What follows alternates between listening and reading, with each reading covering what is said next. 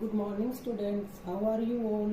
I hope you are fine and enjoy your holidays with your study. तो बेटा class 6 का chapter 2 computer language, इसमें बेटा हम what is computer language, computer language में आगे हम लो लेवल लैंग्वेज और हाई लेवल लैंग्वेज के बारे में पढ़ चुके हैं, उनकी एडवांटेज और डिसएडवांटेज कर चुके हैं। अब हम नेक्स्ट करते हैं बेटा fourth generation language.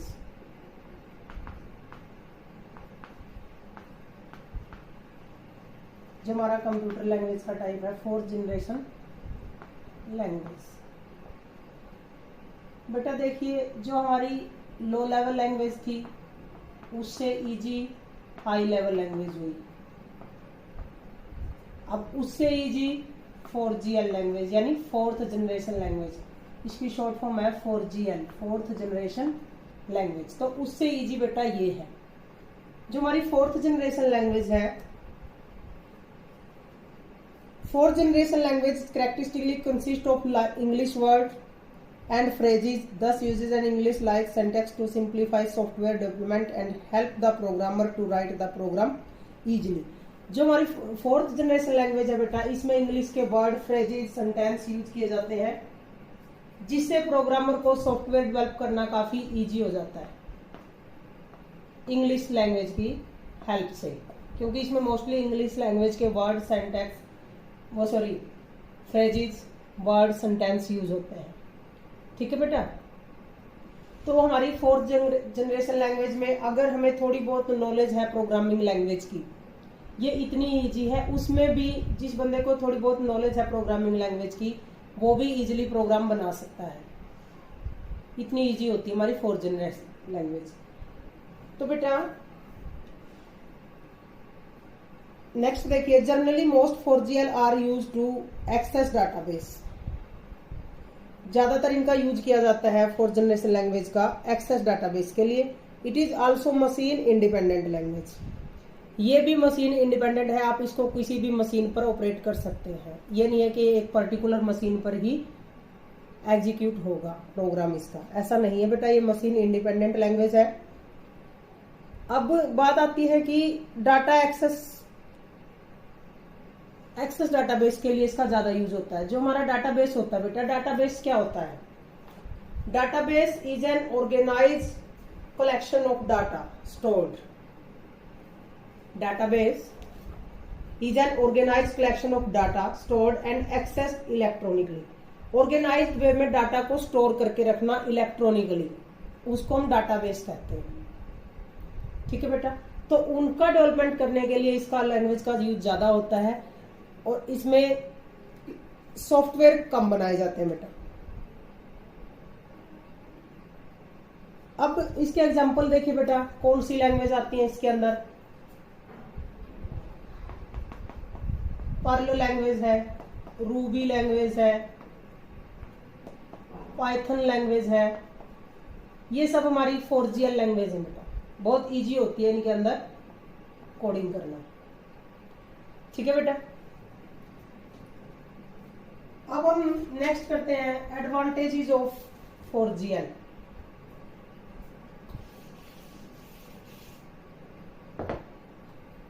Advantages fourth generation language. First बेटा, it is user friendly.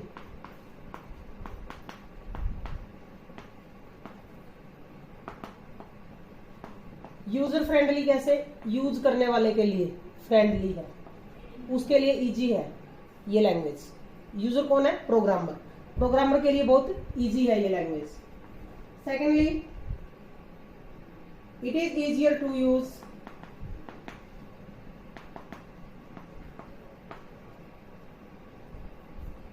Then older high level language. जो हमारी पुरानी हाई लेवल लैंग्वेज है उनसे इजी है इसका यूज, हाई लेवल लैंग्वेज। अभी मैंने आपको बताया था जो मशीन लैंग्वेज थी उससे इजी हमारी हाई लेवल लैंग्वेज थी, और हाई लेवल लैंग्वेज से इजी हमारी 4GL लैंग्वेज है। उसके बाद है it is linked to the English language.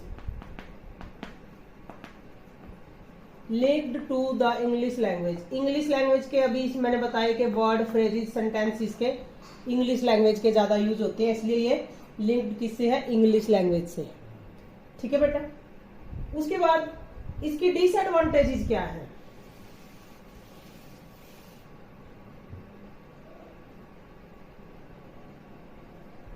Disadvantages,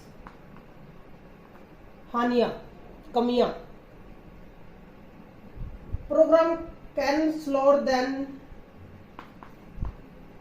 programs slow run than those of earlier language because its machine code is longer and more complex। इसके अंदर जो coding की जाती है बेटा, उसके जो मशीन कोड होते हैं वो बहुत लंबे बनते हैं। जो इंग्लिश के सेंटेंस हम यूज कर रहे हैं, मान लीजिए सेंटेंस इंग्लिश का है तो इसका मशीन कोड बहुत लंबा बनेगा बेटा, बहुत ज्यादा बड़ा बनेगा। मान लीजिए ये बनेगा 01010111 की फॉर्म में, इससे भी ज्यादा हो सकता है।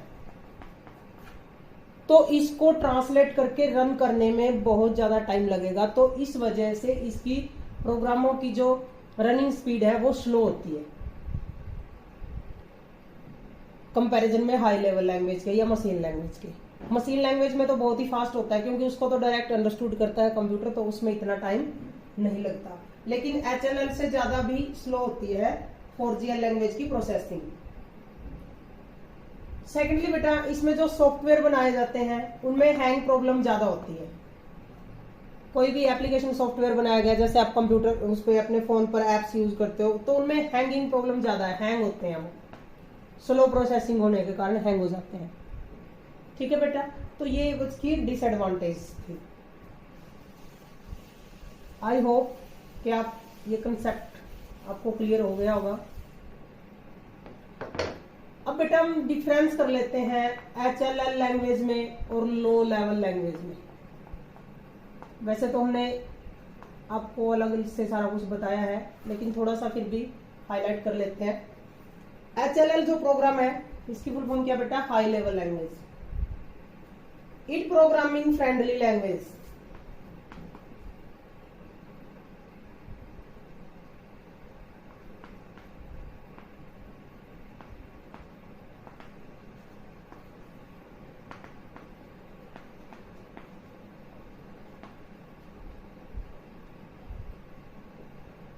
ये किसके लिए फ्रेंडली है? प्रोग्रामिंग के लिए, कोडिंग के लिए। इसमें कोडिंग आसान है, लेकिन ये it is machine friendly language.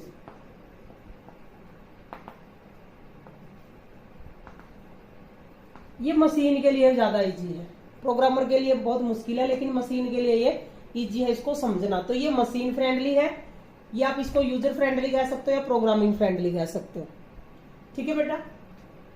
Secondly, it is easy to understand.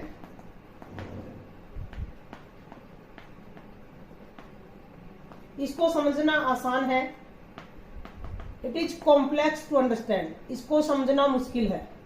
Tough कह सकते हो या कॉम्प्लेक्स कह सकते हो, क्योंकि मशीन कोड को समझना इतना इजी नहीं है बेटा। इट इज मशीन डिपेंडेंट,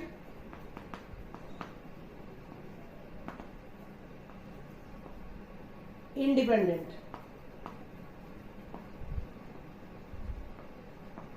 और ये मशीन डिपेंडेंट है, मशीन पे डिपेंड करता है ये।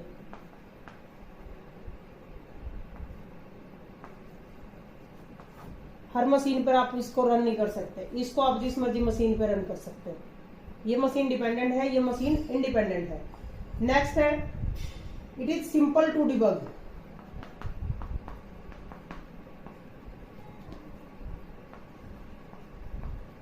Debug, it is complex to debug.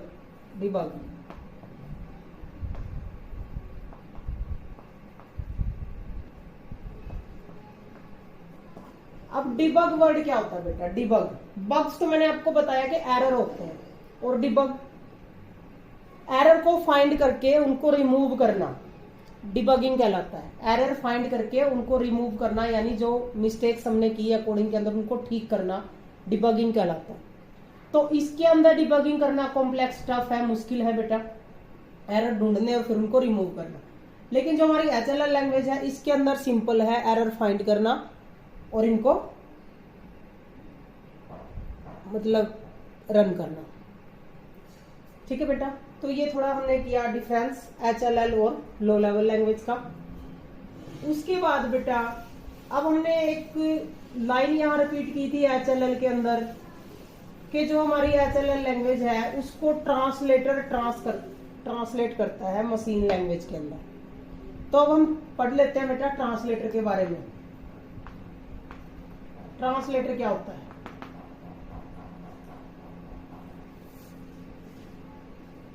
The software that translate the instruction. The software that translate the instructions into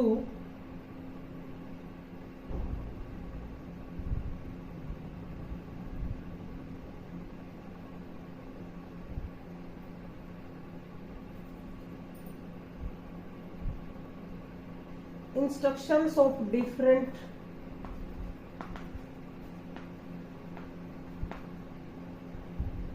language is known as translator.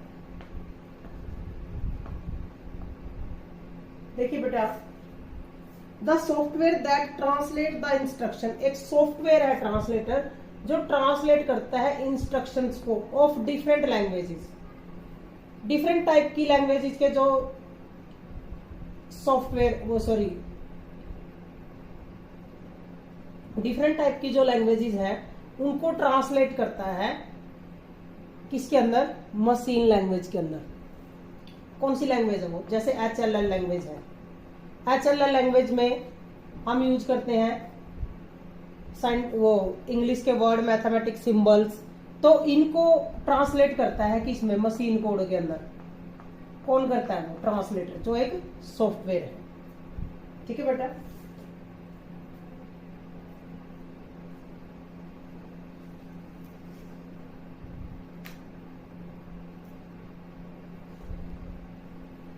अब translator की जरूरत क्यों पड़ी, हमें आवश्यकता क्यों हुई, नीड क्यों हुई ट्रांसलेटर की? Computer only understand binary language, computer binary language को अंडरस्टैंड करता है। तो जो HLL लैंग्वेज है उनमें जो कोडिंग करते हैं वो बाइनरी लैंग्वेज नहीं है, तो उस कोडिंग को मशीन लैंग्वेज के अंदर ट्रांसलेट करता है ट्रांसलेटर। इसलिए हमें उसकी जरूरत पड़ी ताकि कंप्यूटर उसको अंडरस्टैंड कर सके।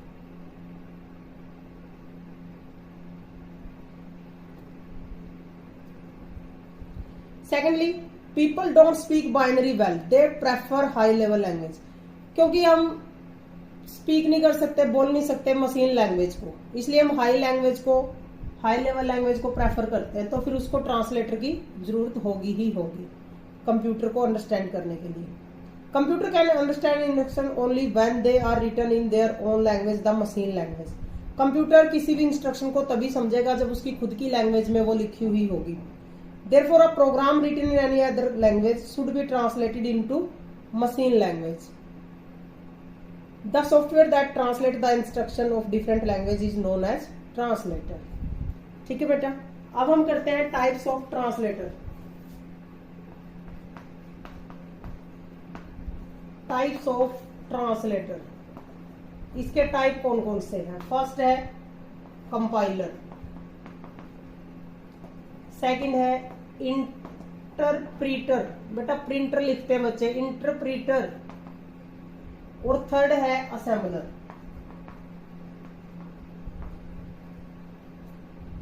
थ्री टाइप्स है बेटा इसके, कंपाइलर, इंटरप्रीटर और असेंबलर। अब हम फर्स्टली करते हैं compiler. A compiler is a program that translates a computer source program written in some high level language into machine code at once. जो हमारा कंपाइलर होता है बेटा वो HLL का जो प्रोग्राम होता है उसको ट्रांसलेट करता है मशीन कोड के अंदर एट वंस, इकट्ठे पूरे प्रोग्राम को। अब मान लीजिए ये पूरा प्रोग्राम मैंने लिख रखा है, इसको इकट्ठे को ट्रांसलेट कर देगा मशीन कोड के अंदर। कौन सा? कंपाइलर। कौन सी लैंग्वेज के लिए यूज है ये? HLL लैंग्वेज के लिए। ठीक है बेटा, पूरे प्रोग्राम को एट वंस इकट्ठा चेंज करेगा मशीन कोड के अंदर, वो होता है हमारा कंपाइलर। लेकिन जो हमारा इंटरप्रीटर होता है, an interpreter convert high level instruction into machine understandable form line by line. जो हमारा इंटरप्रीटर है वो लाइन बाय लाइन ट्रांसलेट करता चलेगा, हर लाइन को अलग अलग। ऐसे ये लाइन लिखी, इसको साथ के साथ ट्रांसलेट कर दिया, इसको लिखा, इसको ट्रांसलेट कर दिया, अगली को ट्रांसलेट कर दिया। वो लाइन बाय लाइन ट्रांसलेट करेगा उसको इंटरप्रीटर।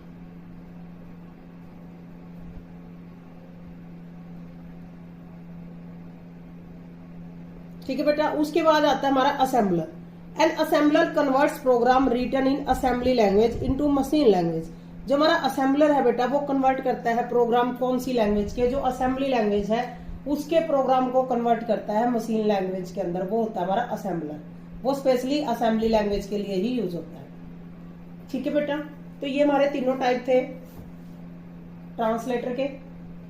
अब हम लास्ट टॉपिक करेंगे कंपाइलर और इंटरप्रीटर में difference.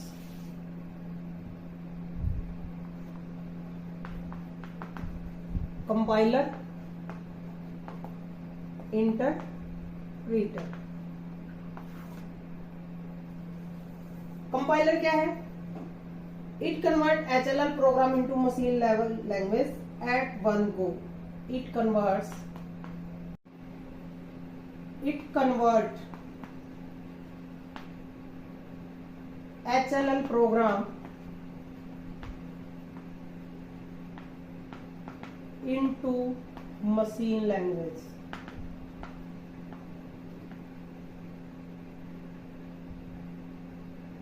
at one go।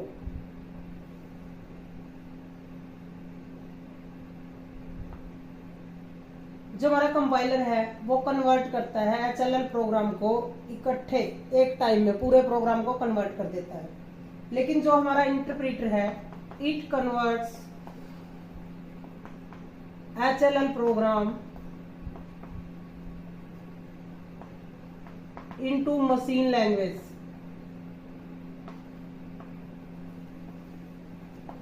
Line by line. एक एक लाइन को कन्वर्ट करता है line by line. It is less time consuming. ये कम टाइम कंज्यूम करता है। जो इंटरप्रीटर है वो मोर टाइम कंज्यूमिंग, ज्यादा टाइम कंज्यूम करता है, क्योंकि वो लाइन बाय लाइन ट्रांसलेट करेगा तो उसको ज्यादा टाइम लगेगा। Execution speed is fast. जो कंपाइलर है उसमें प्रोग्राम की एग्जीक्यूशन मतलब प्रोग्राम को रन करना, वो जो स्पीड है प्रोग्राम को रन करने की वो फास्ट है। इसमें हमारी स्पीड लेस है।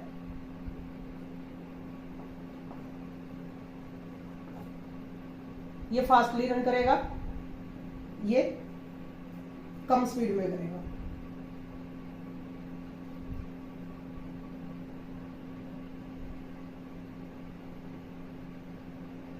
ठीक है बेटा, तो ये था हमारा कंपाइलर और इंटरप्रीटर में डिफरेंस। आप सभी बच्चों को ये समझ आ गया होगा। तो बेटा हमारा लेसन सेकंड कंप्लीट हो चुका है। वीडियो को अच्छे से देखें और लेसन को समझें। Thank you.